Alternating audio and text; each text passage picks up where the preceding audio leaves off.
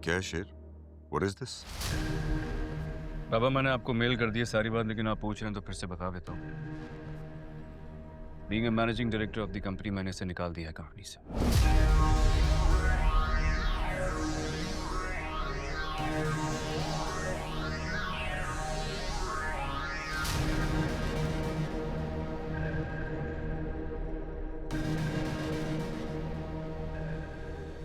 ये क्यों किया है तुमने? मुझे तो पहले ही पता था कि तुम्हारी नियत में खोट है।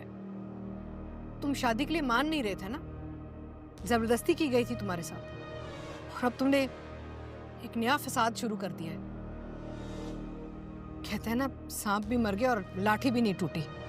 शेर, तुम मुझे बताओगे तुमने ये फैसला क्यों किया? बाबा, ये डिसीजन लेना जरूरी था, इसीलिए लिया है। लेकिन मैंने क्या दिया है, फाद मेरी कंपनी में आइंदा कदम नहीं रखेगा।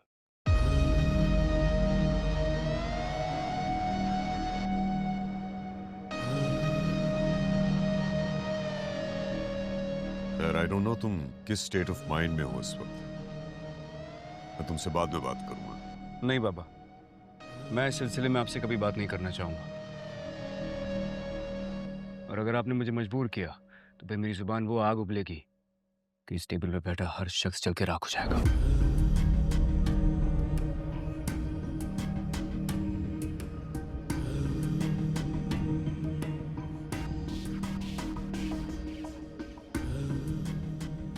जानती हूँ कि ये सब तुम क्यों कर रहे हो।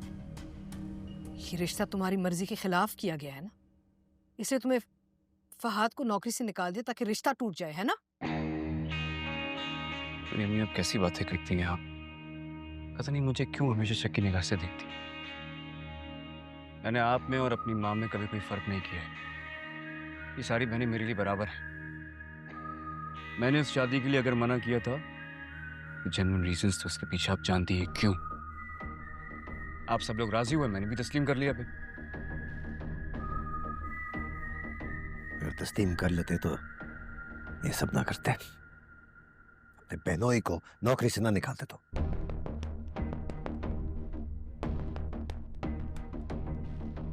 मुझे मेरे बिजनेस के लिए जो ठीक लगेगा मैं वही करूंगा।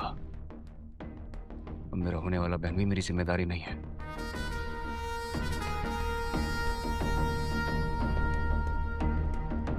आप लोग चाहें तो शादी की खुशी में इसे कोई नया कारोबार करा दें, या बाबा चाहें तो जमीनों के काम पे रख दें।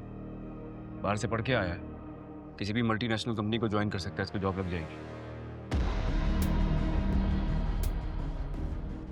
लेकिन मैं अपनी कंपनी में बर्दाश्त नहीं करूंगा इसे। बस तुम्हारा ऑफिस, तुम्हारा बिजनेस, हाँ, सिर्फ तुम्हारा बिजनेस है, तुम्हारे बाप का बिजनेस है, और इनका कोई हक नहीं बनता इस बिजनेस पे।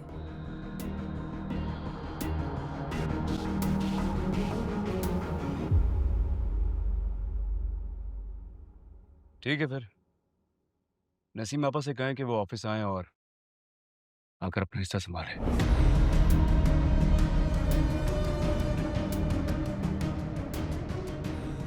मैं इसकी सूरत भी नहीं देखना चाहता ऑफिस में।